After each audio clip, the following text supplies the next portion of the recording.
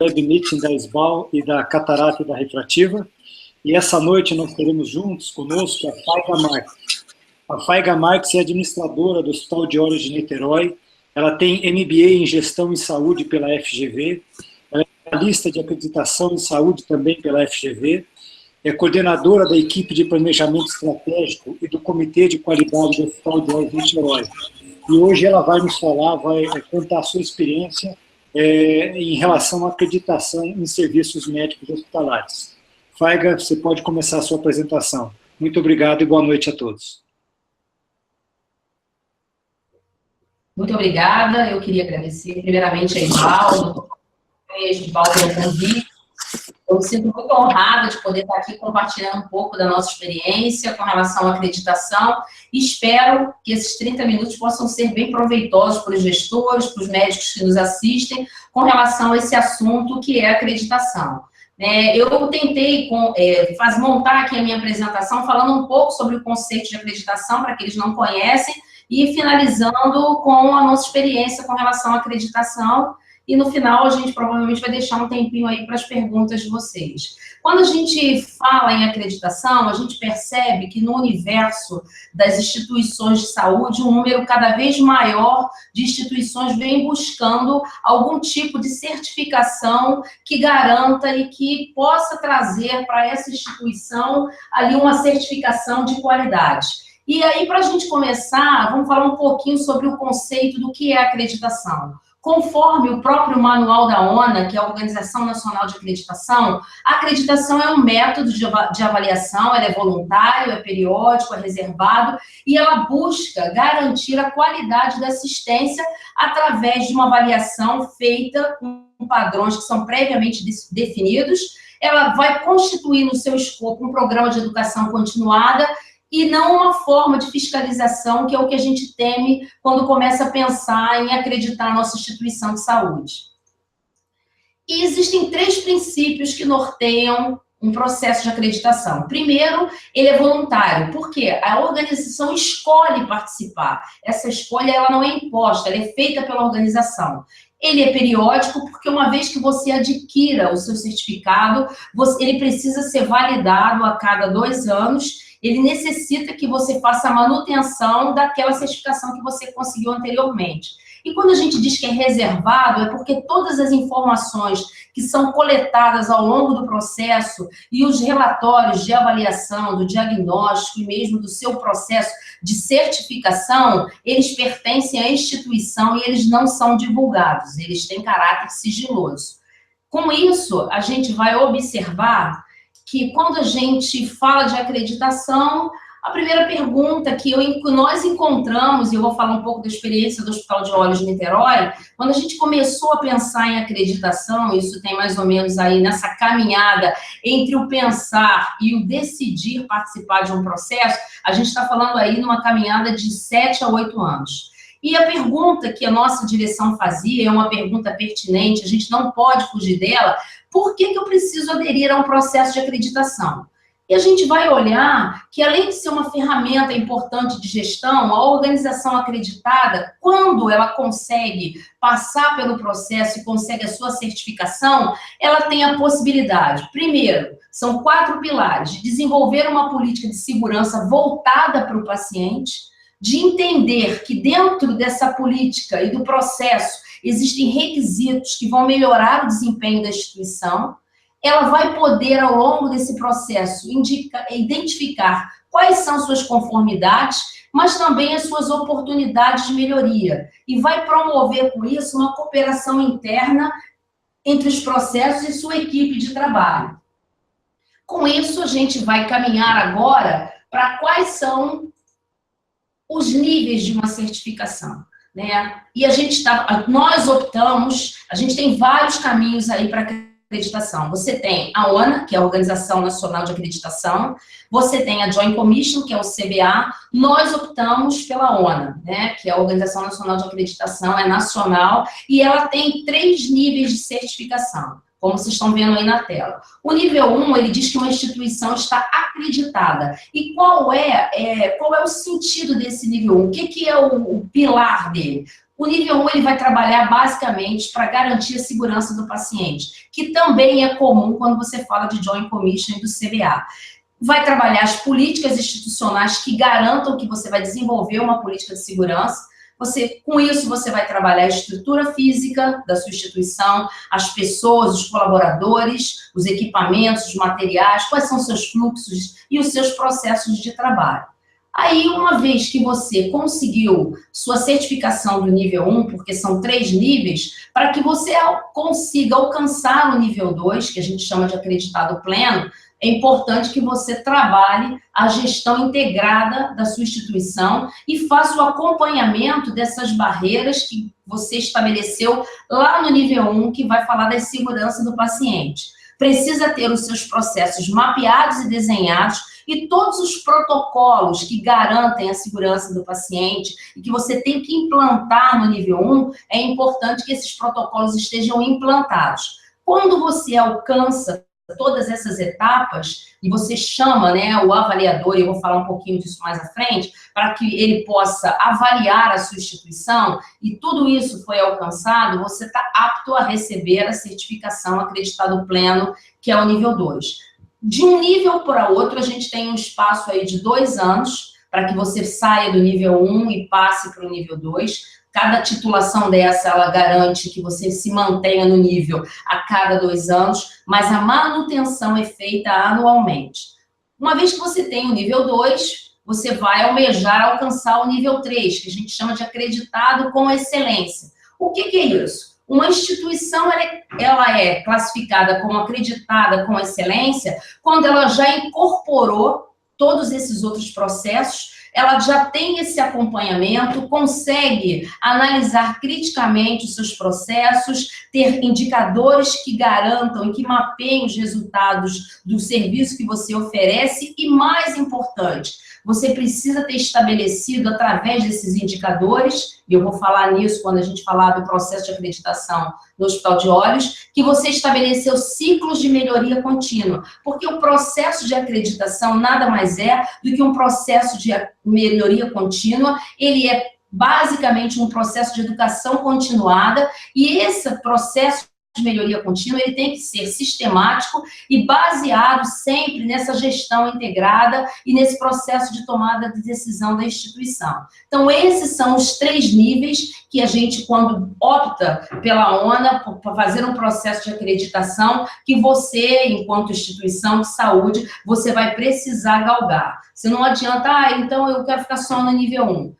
Isso não tem como acontecer. Por quê? Porque você vai passar por um processo que dura 2 anos, mas a cada ano você tem que fazer esse processo de manutenção para que você garanta para a ONA que você tem mantido aí o seu processo de acreditação e aquilo que você apresentou no dia da visita de certificação, que aquilo está sendo mantido ao longo do ano. Para cada nível, você pula aí 2 anos, mas sempre com a manutenção anual, até que você consiga a sua acreditação com excelência, e dependendo também após a acreditação com excelência, como a gente está falando de um processo que é contínuo de melhoria, você vai ter que a cada ano fazer a sua manutenção para garantir que você continua aí nível 3. Por isso que algumas instituições começam, e o próximo slide eu vou falar sobre isso, e elas não conseguem se manter nesse processo de melhoria contínua e perdem o seu título de certificação. O próximo slide que eu vou trazer para vocês é o seguinte: quem pode se submeter a um processo de acreditação? E esse mapa que vocês estão vendo aí, eu retirei hoje do site da ONA. A gente tem no Brasil mais ou menos 6.000 hospitais, 6.690 hospitais. A gente tem certificados aí, de alguma maneira, acreditado 1, 2, 3, apenas 527 instituições. A gente está vendo aí que esse percentual é muito baixo. De hospitais, a gente tem 250 hospitais acreditados, e todas essas instituições que vocês estão vendo aí são elegíveis a um processo de acreditação, ou seja, ambulatórios, atenção domiciliar, laboratórios, serviços de processamento de roupa, serviços de manipulação, serviços odontológicos, todos esses instituições, elas podem passar por um processo de acreditação. E a gente viu que se a gente tem 6.600 hospitais, mais ou menos, no Brasil, a gente só tem desses 6.600 hospitais apenas 250 hospitais acreditados. E agora eu vou voltar para conversar com vocês para a gente falar um pouquinho do conceitual. A gente vai falar um pouquinho agora com relação à parte prática desse processo. Uma das coisas que a gente se pergunta, e a gente se perguntou muito isso aqui no hospital, é como é que eu faço para que a minha instituição seja acreditada, já que a gente viu aí que existe um processo, que o processo é de melhoria contínua. O ideal é que exista, né, por parte da diretoria da sua instituição e do grupo de gestores, a vontade de que isso acontecer. Porque não é um processo fácil, é um processo de crescimento permanente, mas não é um processo fácil. E uma das barreiras, né, que nós encontramos aqui, e é uma barreira extremamente pertinente, e a gente tem que falar sobre isso, é que a própria direção tinha esse temor que tantas regras, tantas normas, tantos protocolos pudessem, de alguma maneira, engessar o nosso atendimento, e a gente que trabalha preocupado em atender o paciente com qualidade, mas a gente também tem que cumprir uma agenda médica, se isso, de alguma maneira, não ia trazer algum tipo de prejuízo aí no atendimento do paciente e algum descontentamento por parte dos médicos. Então, quando nós sentamos para conversar, a primeira coisa que a gente avaliou foi o seguinte: a gente precisa, uma vez que existe essa vontade política, essa vontade por parte da direção da instituição de participar de um processo de acreditação, porque vê nisso realmente uma oportunidade de aprendizado, de melhoria, a gente vai ter que engajar toda a equipe nesse processo. E aí, primeira coisa que a gente fez foi a construção de um comitê de qualidade. Esse comitê, eu participo desse comitê, o Jonas, que é o nosso gestor da qualidade de TI, participa desse comitê, a nossa enfermeira da qualidade participa desse comitê, e uma das coisas mais importantes na hora que você decide participar de um processo de acreditação é saber que você não pode alijar o seu corpo clínico desse processo. Ele tem que participar desde o início desse processo, porque se ele não vivenciar e não perceber que, apesar de ele ter que fazer algumas adequações e quebrar alguns paradigmas e acontecer essa mudança de cultura dentro da instituição, se ele não entender que isso vai ser importante, porque vai ser bom para o paciente, para a segurança do paciente, mas também para a melhoria do processo como um todo, certamente você não vai conseguir avançar. E aí vem a figura do diretor médico ou de alguém de dentro do corpo clínico que vai fazer parte do comitê. No nosso caso aqui, a gente teve a alegria de convidar para o nosso comitê a doutora Lília Muralha, que é a nossa diretora médica, e eu digo que se a doutora Lília não tivesse participado, a gente não conseguiria. A gente não conseguiria por causa de muitos detalhes do processo. A construção de alguns protocolos são gerenciados, e é importante também que a gente passe por eles. E ela nos ajudou bastante nessa construção. E isso, eu acho que está dando uma desenho ali. Ok? Melhorou? Pode continuar, Faiga. Então, feito isso, nós temos reuniões com médica, com e começamos a instituição. Existem muitos desafios a ser vencidos. E eu falei para você, quebra do paradigma da cultura. O outro é o grupo de da sua liderança desse processo. Faiga, você pode chegar mais próximo do microfone, por favor? Posso sim. Isso, assim está melhor. O apoio da direção, né? O apoio da direção dentro desse processo. E, finalmente, a gente chegar aí como quando você toma essa decisão, a gente começa a trabalhar baseado no foco. E foi o que nós fizemos. Uma outra coisa que eu acho que todo mundo está vendo é A liderança pode influenciar nesse processo. E a liderança, ela é nesse processo de certificação. O grupo de gestores é fundamental, porque é ele que faz com que a estratégia possa ser desdobrada até a ponta. Porque quando a visita diagnóstica acontece, quando você chama a sua instituição acreditadora para fazer essa visita diagnóstica, o que o avaliador precisa nesse primeiro momento para a construção do diagnóstico é verificar se aquilo que você disse que fez, que você mostra que está acontecendo, no caso do nível 1, a segurança do paciente, no caso do nível 2, se os seus processos estão mapeados, se eles estão ali todos acontecendo, ele não vai checar isso com você, ele vai checar isso com o seu paciente, ele vai checar isso com a sua recepcionista, ele vai perguntar ao paciente se ele sabe por que aquela pulseirinha amarela está lá no braço dele, e o paciente vai dizer, olha, me informaram que essa pulseira é para me proteger, para que eu não caia. Ele vai conversar com a recepcionista se ela sabe qual é a missão e valores da empresa. Então, quanto mais a sua liderança estiver envolvida nesse processo e quanto mais aquilo que o comitê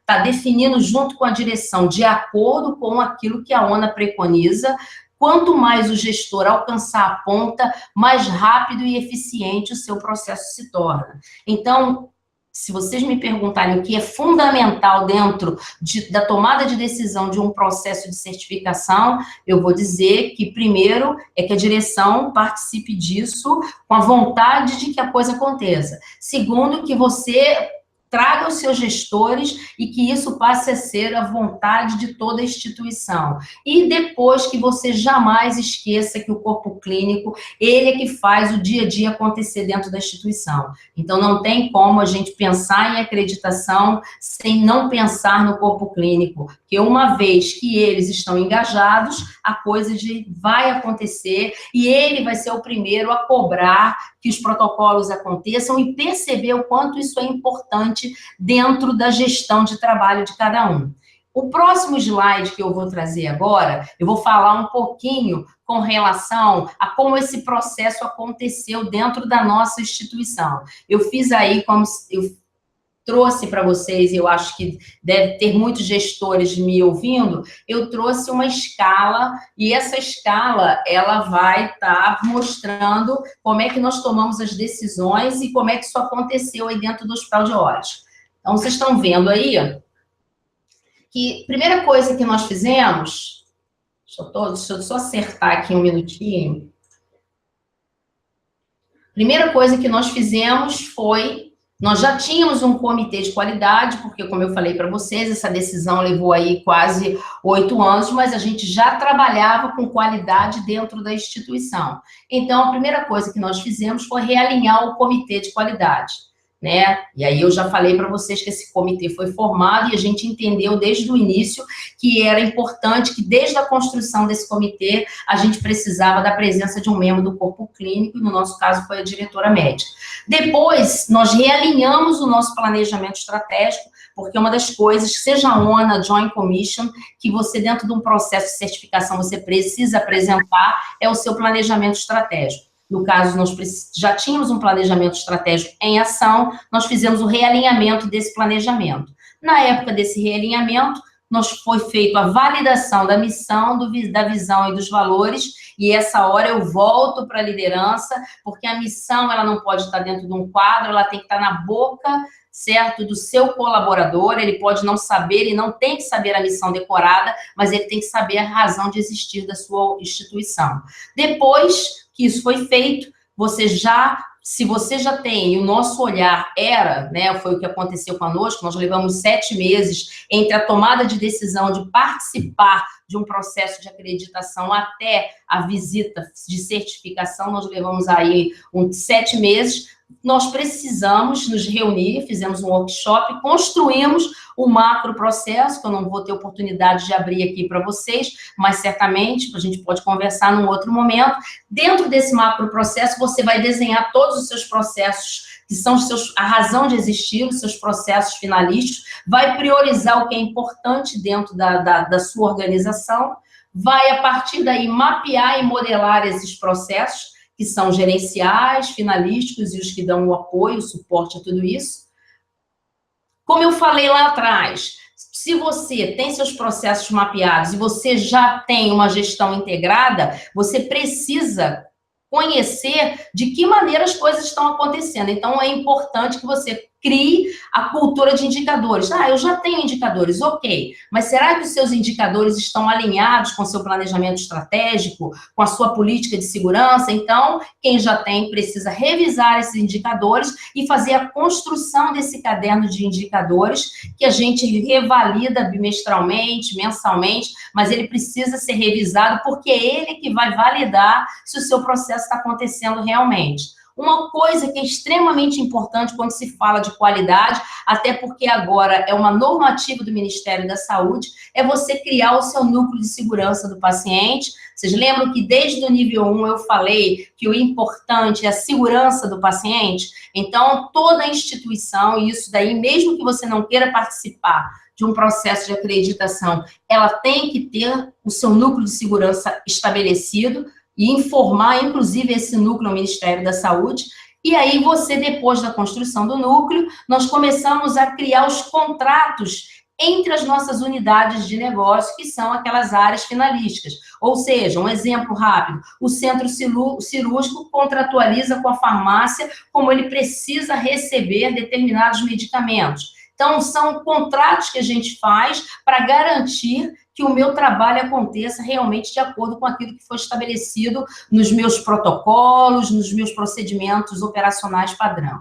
E aí, quando você faz isso, você começa a observar que acontecem situações que você antes achava que aquilo não tinha importância, mas que fazem a diferença na hora que você não recebeu um medicamento e aquilo atrasou todo o seu fluxo de atendimento. Como é que eu faço, então? Eu tenho que implantar uma política de notificações, quando a gente está falando de não conformidades administrativas, e até de eventos adversos, de repente, um paciente que na hora em que ele chegou para ser admitido, eu observei que era para ser marcado o olho direito, foi marcado o olho esquerdo, mas aquilo foi observado antes dele entrar para o centro cirúrgico. Mas por que isso aconteceu? Então, são os eventos adversos que a gente vai ter que avaliar, tratar posteriormente, como vocês estão vendo aí numa análise de risco, para evitar que isso aconteça e garantir que a segurança do paciente que está lá no meu nível 1, ela realmente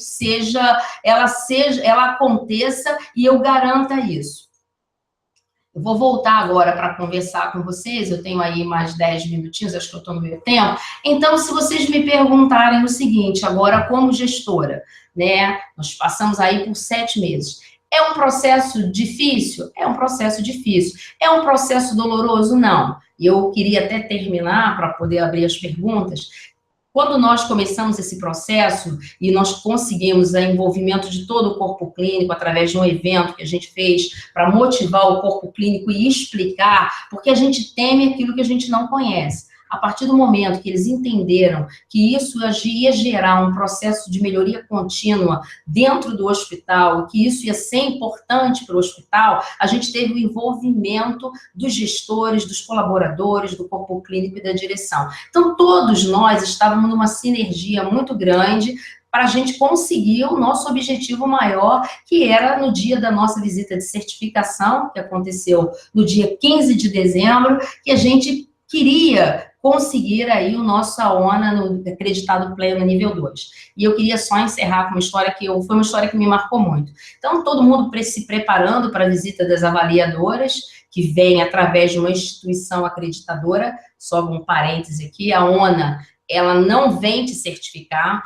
você precisa de uma instituição chancelada pela ONA para fazer isso. No nosso caso, nós escolhemos o IBS, que fez um trabalho maravilhoso, porque as avaliadoras, elas não tinham uma postura agressiva, elas realmente tinham uma postura de mostrar o que precisava ser melhorado na visita diagnóstica, para que a gente conseguisse não ter mais uma conformidade na nossa visita de certificação.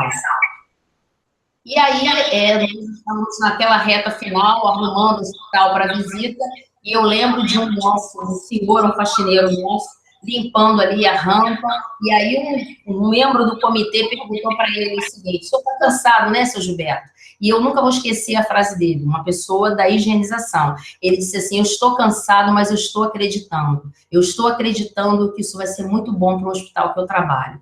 E eu acho que quando eu ouvi isso, eu entendi que nós tínhamos alcançado, de todas as formas, todos os colaboradores e a organização como um todo. Então, apesar de ser um processo que ele parece difícil, mas ele aconteceu e agora nós já estamos aqui para a nossa visita de manutenção, já buscando talvez um diagnóstico para a gente tentar ir até março, abril do ano que vem, o nível 3.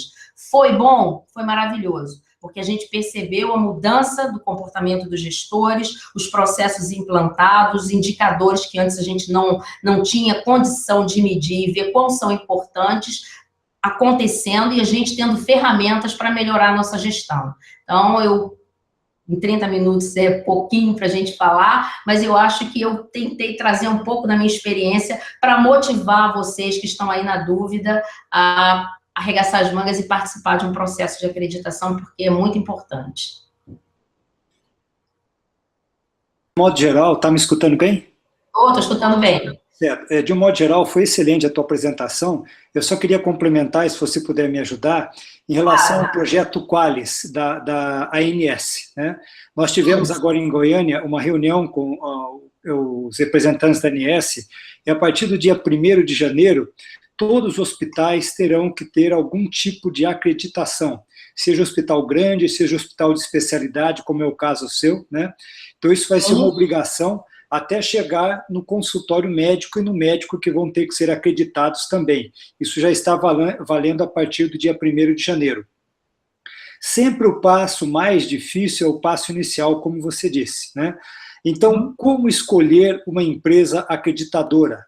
Essa eu vi que existem várias no mercado e às vezes se demora muito tempo para escolher isso. Como foi essa definição por vocês? Então, na verdade, nós temos aí, eu participei agora recentemente de um seminário internacional sobre segurança do paciente com a ONA pilotando, e nós temos 4 instituições que são instituições acreditadoras. O IQG, que é muito antigo, o IBS, que foi a nossa opção, a DNV, e tem uma outra quarta aí que eu não estou lembrando bem, mas são 4 que pilotam. E as que têm mais proeminência no mercado, é o IQG e o IBS, né? E como é que nós escolhemos a nossa instituição acreditadora? Eu e o Jonas, tínhamos feito, na época, uma pós-graduação na Fundação Getúlio Vargas, que eu queria entender um pouco desse assunto para não ficar tão vulnerável aí na mão de uma consultoria, e lá nós tivemos acesso a alguns professores que trabalhavam e que davam essa disciplina de qualidade. Uma delas é a doutora Elidéia Lima, que era a coordenadora do projeto. Nós conversando, nós avaliamos as propostas, e aí é importante você avaliar o papel da instituição acreditadora e também o valor que ela está te cobrando e o tempo que isso vai levar. E aí nós analisamos o IQG, a proposta estava muito cara, nós avaliamos o IBS, vimos que a proposta era uma proposta cara, porém pertinente, conversamos com os professores que estavam nos ministrando aula, todos eles já tinham experiências com o IBS em outras instituições. Eu liguei para algumas dessas instituições e recomendo que as pessoas façam isso para saber qual foi a experiência daquela pessoa com aquela instituição acreditadora. Todos nos disseram que o IBS, eles tinham uma postura extremamente correta, que é claro que a avaliadora, ela tinha um rigor, mas a postura dela não era uma postura ofensiva, era de nos ajudar, e nós fizemos a primeira reunião e nos sentimos confortáveis. Então, foi dessa maneira que nós escolhemos e não estamos arrependidos, porque eles realmente fizeram um trabalho excelente. Porque o que é importante nessa hora? Que você chama para visita diagnóstica.